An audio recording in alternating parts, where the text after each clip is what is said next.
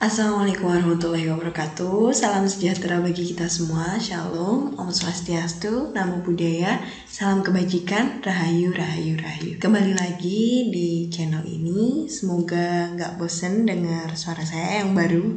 Oke, apa kabar teman-teman semuanya? Semoga sehat selalu, diberikan rezeki dan urusannya dipermudah hari ini. Amin. Sebelum kita lanjut membahas soal TWK, ada baiknya kita berdoa menurut agama dan keyakinan masing-masing terlebih dahulu, agar nanti belajarnya mudah dipahami, mudah diingat, dan gak bingung lagi. Berdoa menurut agama dan keyakinan masing-masing. Berdoa mulai.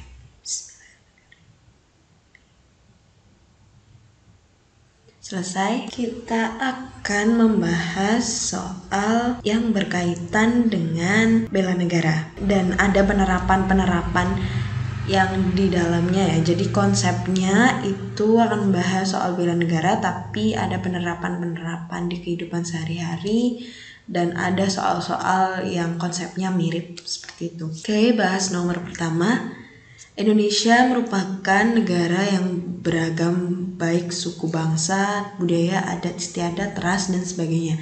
Akan tapi terkadang keragaman suku dapat menimbulkan terjadinya konflik antar etnis.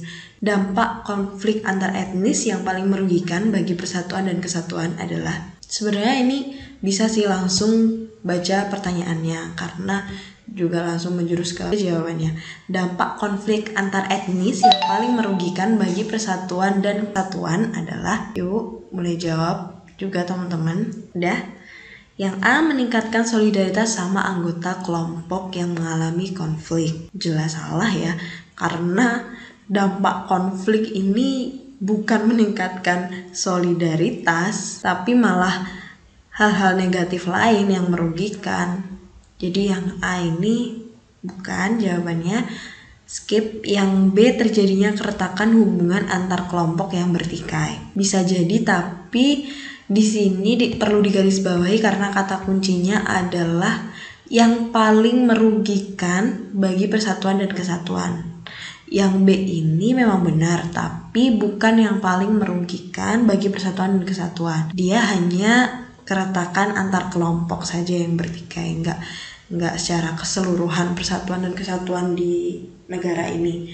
Skip. Yang C, terjadinya kerusakan harta benda dan hilangnya nyawa manusia. Ini lebih ke dampak individu ya. Ini lebih ke dampak sosial sih menurut saya. Ini sih lebih ke dampak keseluruhan ya, semuanya, tapi bukan yang paling merugikan bagi persatuan dan kesatuan saja. Memang ini dampak konflik tapi tidak menjurus ke persatuan kesatuannya. Jadi yang C ini skip. Yang D, adanya perubahan kepribadian pada individu, misalnya timbul rasa dendam. Bukan juga. Ini yang ditanyakan yang paling merugikan bagi persatuan dan kesatuan, tapi kalau timbul rasa dendam individunya dia sendiri, bukan keseluruhan bagi bangsa ini, bukan.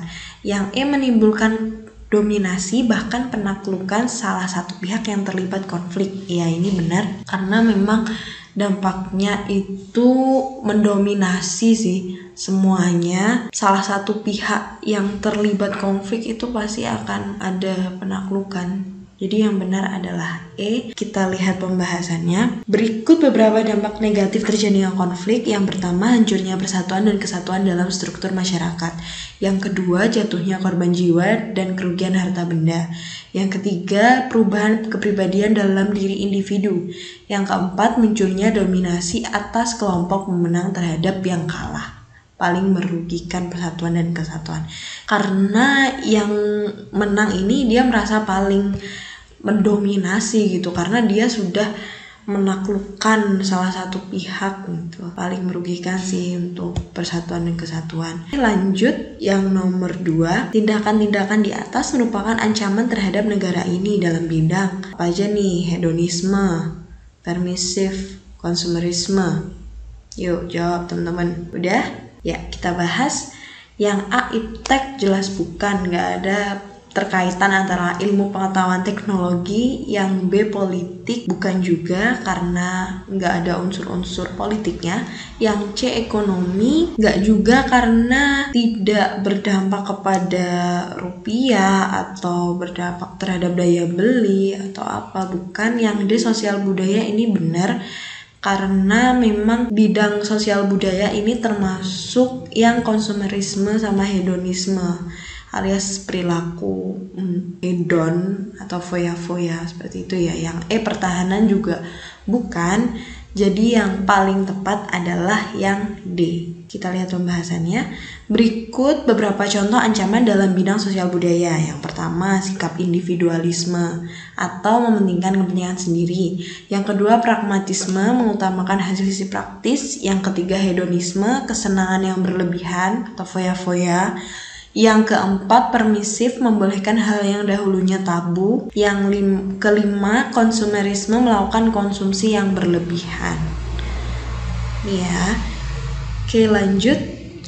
Nomor 3, Minggu 13 Mei 2018, Gereja Katolik Santa Maria menjadi sasaran bom. Gereja itu terletak di Jalan Ngagel, Madya 01 Surabaya. Beberapa orang tewas dalam kejadian ini termasuk pelaku. Berikut ini merupakan tindakan yang dapat dilakukan agar kejadian tersebut tidak terulang kembali, kecuali. Nah, hati-hati teman-teman. Kita bisa sih langsung ke pertanyaannya. Berikut ini merupakan tindakan yang dapat dilakukan agar kejadian tersebut tidak terulang kembali. Meskipun kita harus baca studi kasusnya, it's okay, karena kita bisa tahu nih dia yang dicari itu apa, fokusnya ke arah mana. Oh, fokusnya tindakan agar kejadiannya nggak terulang. Kejadian apa? Baca dari studi kasus awal, kejadian bom, seperti itu ya.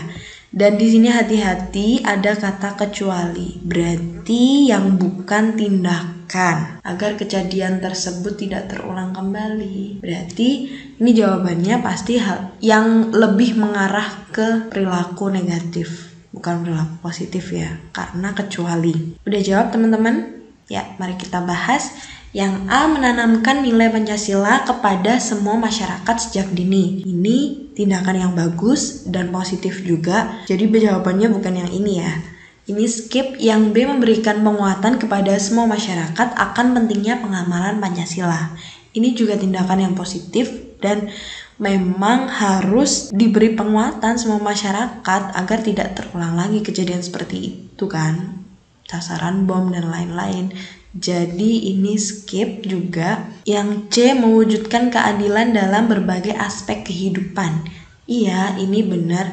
Karena kalau kita merasa tidak adil atau kita tidak melakukan keadilan dalam berbagai aspek kehidupan, dampaknya juga akan buruk. Kan ada salah satu pihak yang merasa terdiskriminasi seperti itu.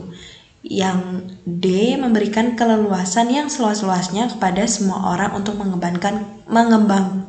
Yang D, memberikan keleluasan yang seluas-luasnya kepada semua orang untuk mengembangkan keinginan. Ini kurang tepat ya. Karena apa? Karena keleluasan seluas-luasnya. Jadi diberikan kebebasan seluas-luasnya untuk keinginan dia. Misalnya kalau ini ingin buat bom, ingin menghancurkan ini atau itu. Sebenarnya kalau keleluasan mengembangkan keinginan kan bisa saja keinginan yang negatif, nggak hanya keinginan positif. Ini bisa jadi jawabannya. Kita keep dulu. Yang E, membiasakan diri berperilaku sesuai dengan aturan-aturan yang telah dibuat. Ini benar, dan ini juga termasuk mentaati peraturan juga, mengamalkan Pancasila juga. Jadi jawaban yang tepat adalah yang D. Kita lihat pembahasannya. Dalam hal mengatasi radikalisme, seperti contohnya ini sasaran bom, kita patut untuk mengamalkan sila-sila yang ada dalam Pancasila. Pemberian keleluasan seluas-luasnya bukanlah solusi dalam permasalahan ini. Jadi jawaban yang tepat adalah yang D. Nomor 4, para nelayan dan petani dengan menyediakan pangan nasional, para medis menjaga kesehatan masyarakat, tim SAR dan PMI melakukan kegiatan yang menanggulangi bencana alam dan kemanusiaan. Yang mereka lakukan merupakan upaya pembelaan negara melalui, jawab yuk teman-teman. Udah? Oke, kita bahas. Yang A, pendidikan kewarganegaraan. Kurang tepat ya, karena ini berkaitan dengan profesi seseorang ya. Nelayan menyediakan pangan, para medis atau tenaga kesehatan menjaga kesehatan masyarakat, tim SAR menanggulangi bencana. Kan sesuai dengan job desk-nya masing-masing kan, sesuai dengan profesinya masing-masing dan tugasnya masing-masing. Jadi bukan pendidikan kewarganegaraan. Yang B, pelatihan dasar kemiliteran secara wajib, bukan juga, gak ada kaitannya. Yang C, pengabdian sebagai TNI secara sukarela atau wajib, bukan juga, karena mereka bukan TNI tapi masing-masing dengan profesinya. Yang D, pengabdian sesuai profesi. Nah ini benar. Kita lihat yang E, pelaksanaan sebagai warga negara, bukan juga, tapi mereka lebih ke mengabdi sesuai profesi ya, sesuai dengan tugasnya masing-masing, job desk-nya masing-masing. Jadi jawaban yang tepat adalah D. Kita lihat pembahasannya. Pengabdian sesuai profesi merupakan langkah nyata bagi masyarakat Indonesia dalam bela negara. Jawabannya yang D. Selanjutnya, yang terakhir, berikut ini merupakan contoh ancaman Indonesia dalam pertahanan dan keamanan adalah. Yuk jawab teman-teman. Udah? Ya, kita bahas. Yang A, oligarki pada era Orde Baru melalui kapitalis baru, konglomerat kapitalis kroni. Bukan juga ya, karena di sini kata kuncinya adalah ancaman dalam pertahanan dan keamanan. Oligarki pada era Orde Baru itu bukan sebuah ancaman menurut saya dalam bidang pertahanan.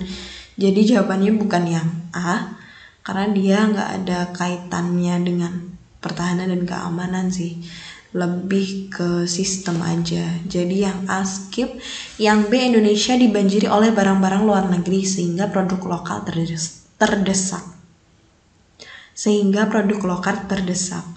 Ini juga bukan dalam pertahanan dan keamanan. Ini lebih ke ekonomi ya, ke bidang ekonomi. Jadi jawaban yang B skip dulu. Yang C, semakin memudarnya nilai-nilai keagamaan dalam kehidupan bermasyarakat. Ini juga dalam bidang, bukan bidang pertahanan dan keamanan, ini bidang yang lain. Yang D, kasus Sipadan dan Ligitan yang menjadikan lepasnya beberapa pulau tersebut. Nah ini bisa jadi karena apa? Karena kasus Sipadan dan Ligitan itu udah mulai pada tahun 1969. Dulu itu Malaysia dan Indonesia itu berunding karena delimitasi batas maritim antara keduanya itu di Laut Sulawesi.